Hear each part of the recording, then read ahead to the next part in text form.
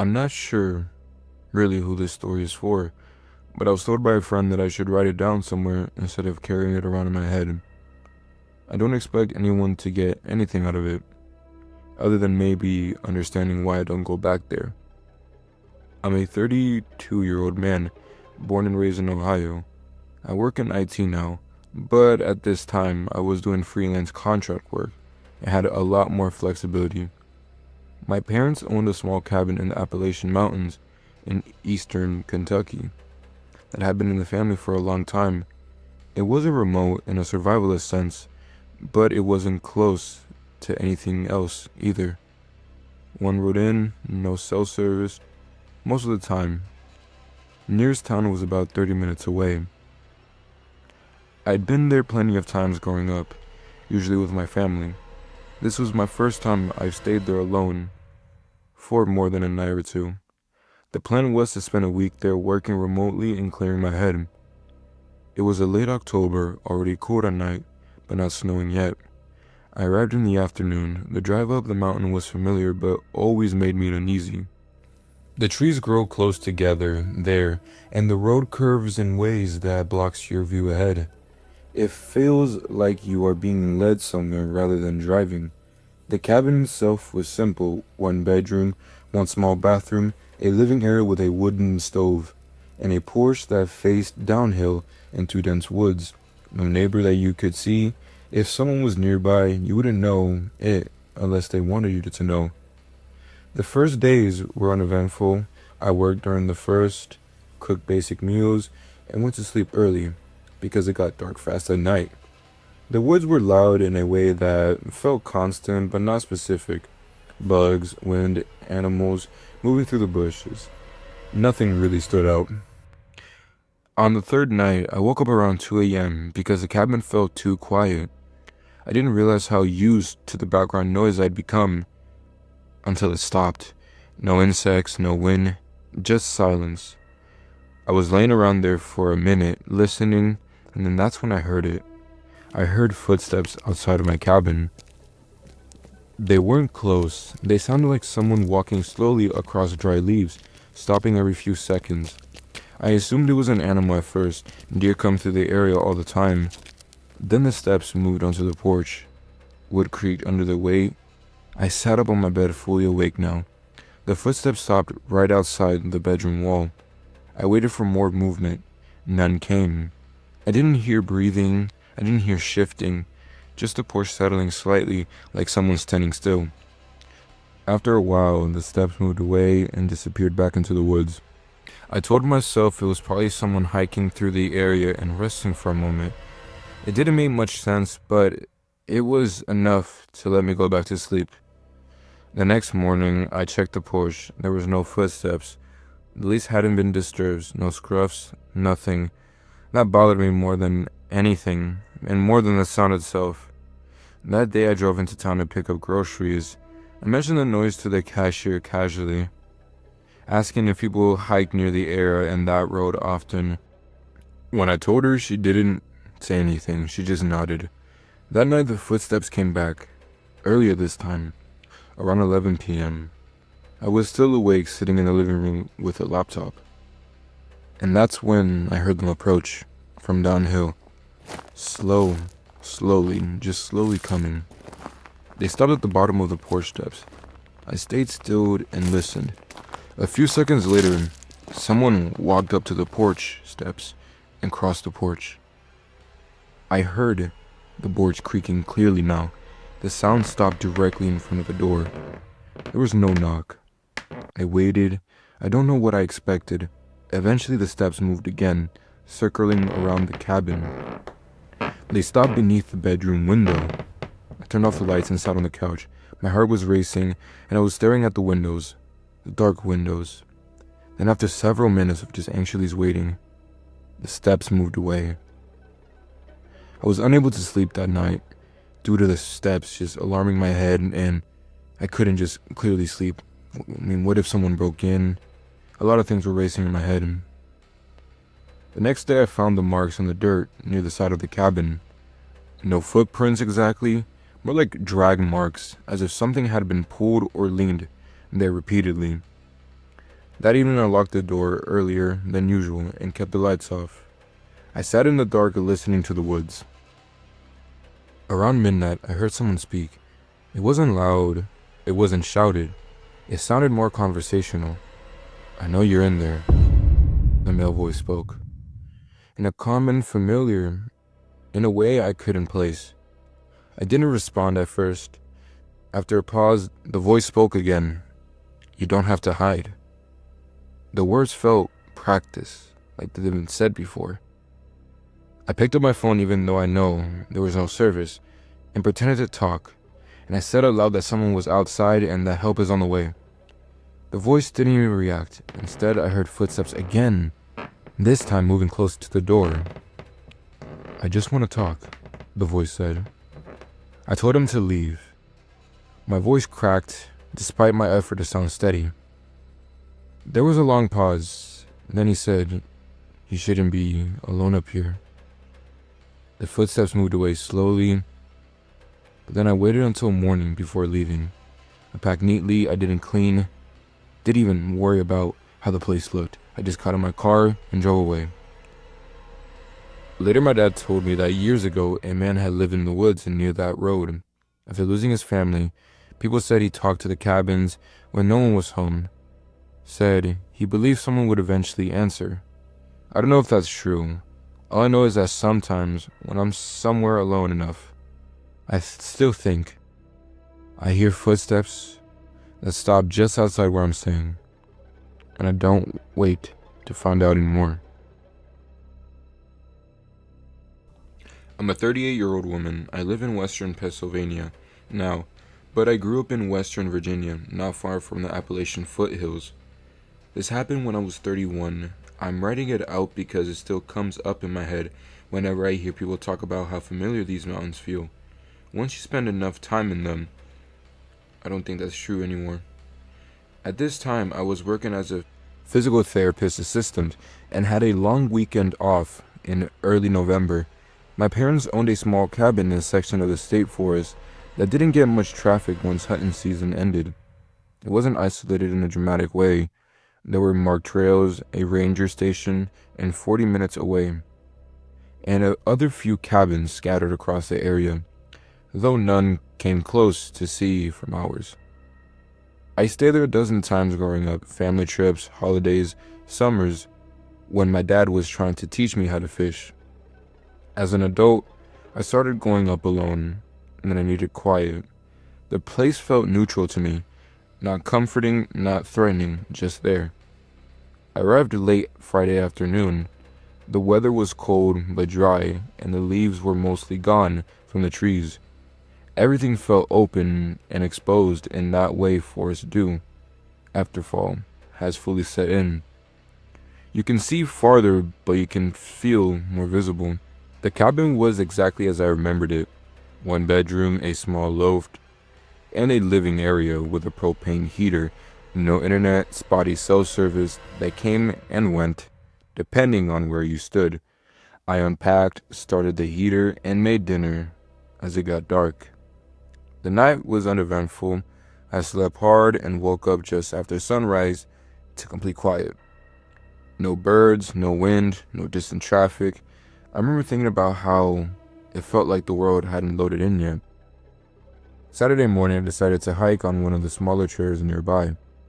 It was marked on an old, illuminated map my parents kept in the cabin. A loop trail about 3 miles that cut through a shallow valley and reconnected with the access road, not far from the cabin. I'd walked it before, not recently, but enough times that I wouldn't worry about getting lost. I left around 9 a.m. wearing boots, a heavy jacket, and a backpack with water and snacks. I locked the cabin out of habit, even though there was no real reason to. The trailhead was about a 10-minute walk from the cabin. The signs were still there, though withered, and the trail itself looked the same as always. Narrow, leaf-covered, winding downhill through tall trees. The first part of the hike felt normal, cold air, the crunches of leaves, my breath loud in my ears. I passed the usual landmarks I remembered, an old fallen tree, a bend where the trail narrowed, A stretch where the ground dipped and stayed damp, even in dry weather. About 40 minutes in, I noticed the trail felt longer than I remembered. Not a previous observation, I know. It's more of a sense that something didn't line up. The downhill stretch seemed to keep going. The terrain felt subtly different. Not wrong exactly, just unfamiliar. I checked the map again and compared it to what I was seeing. According to the map, I should have reached a valley floor by then. Instead, the trail kept descending. I assumed erosion had changed things over time in the years. The trail shifted. That happens. I just kept walking. Eventually, the trails leveled out and opened into a flatland with thinner trees. The air felt colder there. I could see farther in every direction, but there was no clear marker for the valley I accepted or expected. I stopped and listened. There was no sounds of water, no streams. The map clearly marked one. I stood there longer than I meant to, trying to orientate myself. That's when I noticed footprints. They were ahead of me on the trail, leading to the same direction I was going. Boot prints similar to mine, but deeper, like whoever made them was heavier or carrying weight. They looked fresh, and that bothered me, more than it should have. I haven't seen anyone else on this trail, and the prints hadn't been there earlier. I told myself someone had just started the hike after me, or maybe I'd missed them. I followed the prints. After another 10 minutes, the trail narrowed again, but not in a way I recognized. The trees grew closer and closer together, and the ground became uneven. Rocks jutted out at odd angles. It felt like a maintained trail, and more like a path that existed because people kept walking it. The footprints continued. I checked the map again. According to it, I should be heading uphill by now. I stopped and turned around. Behind me, the trail didn't look the way it did when I had came down. The slope seemed steeper. The trees felt closer. The curve of the path was tighter. That's when I felt the first real spike of fear. Not panic, just awareness. I decided to turn back. Even if I wasn't lost, something felt off enough that I didn't want to keep going. As I followed the trail uphill, I noticed something else. The footprints weren't there. The leaves were undisrupted, except for the set I've been following. I crouched down and looked more closely. The prints were clear, defined, no overlap, no indication of another set coming from the opposite directions. They were the only ones. As I stood up quickly and started looking faster, after several minutes I reached a point that I should have been familiar. A fallen tree near the bent. It wasn't there. Instead, there was a clearing I didn't recognize, with a large, flat rock in the center. The trees around were marked with shallow cuts, old and withered, like someone had scraped bark away years ago. I stopped. The silence felt intentional, like a room with padded walls. That's when I heard someone speak. "Hey." It came from behind me, further down the trail. I turned and saw a man standing there. He was older than me, maybe late 40s or 50s, wearing a dark jacket and a hat pulled low. He stood casually, hands on his side, like we'd run into each other in the grocery store aisle. He smiled slightly. You turned around. I didn't answer right away. I remember thinking that his voice didn't echo the way I expected it to. It sounded flat, like the trees were absorbing it. I told him I thought I took the wrong turn. He nodded. "This trail does that," he said. "People think it's a loop, but it really isn't." That didn't match the map. I asked him where it came out. He gestured vaguely. Eventually, back towards that road. Eventually wasn't reassuring at all. I told him that I was heading back to a cabin nearby. He said he knew the one. Said a family used to come up there a lot. That made my stomach tighten. I hadn't mentioned my parents. He started walking uphill past me like it was obvious I should follow. After a second, I did. I didn't want to be alone again. We walked in silence for a while. His pace was steady, unhurried. He didn't seem out of breath. After several minutes, I noticed something strange. The trail behind us didn't show our footprints. I slowed down. He didn't.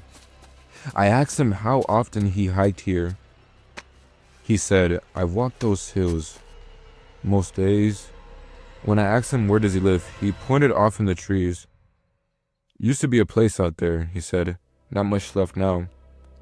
We walked for what felt too long. The incline never really changed. The woods didn't thin. Nothing familiar appeared. I stopped. He took a few steps more before turning around. You coming? He asked. I told him I thought we passed the turn. He looked at me for a long moment and then smiled again. There isn't really a turn, he said. That's the problem. I stepped backwards. He didn't follow, he just stood there watching me. Like he was waiting for me to make a decision. I said I was going back the way I came. He nodded slowly. Suit yourself, he said. Just don't rush. People get hurt when they rush. I turned and walked. I don't know how long it took, but eventually the trail changed. The ground evened out, the trees spaced apart. I saw the fallen log, and when I reached the trailhead, the signs were there, exactly how it should be. I checked the time and it was nearly 4 p.m. I've been gone for 7 hours. I drove back to the cabin immediately and locked the doors. That night, I thought I heard footsteps outside of my cabin circling the structure. They never stopped long enough for me to open the door. The next morning, I packed up everything and I completely left.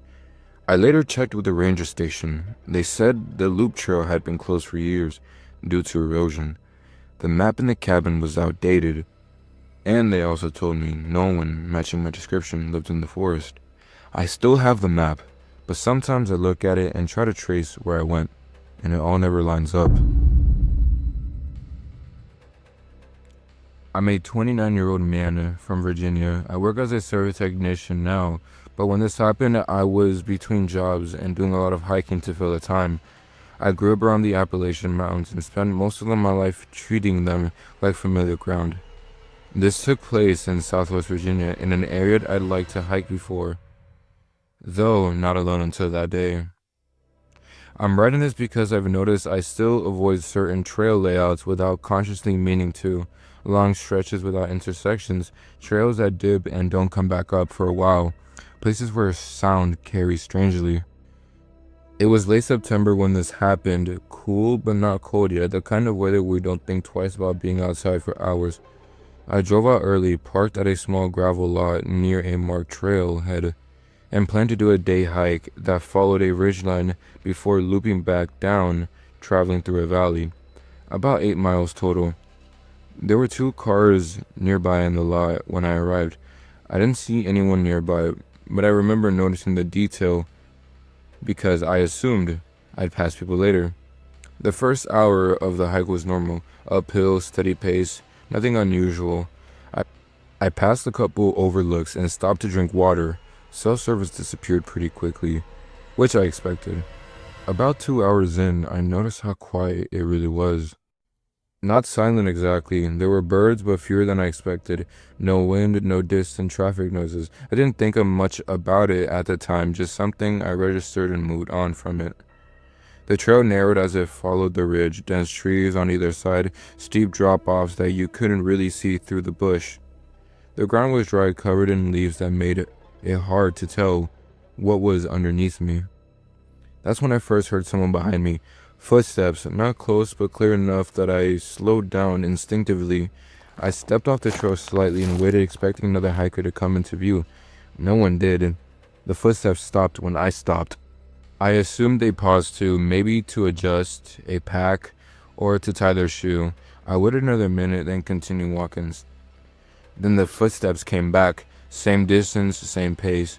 I glanced back over my shoulder but couldn't see anyone through the trees. The trail curved ahead and behind it, limiting visibility. I sped up a little bit. The footsteps matched my pace. That was the first time I felt uneasy. I stopped again, this time turning fully around. The trail was behind me, but it was empty.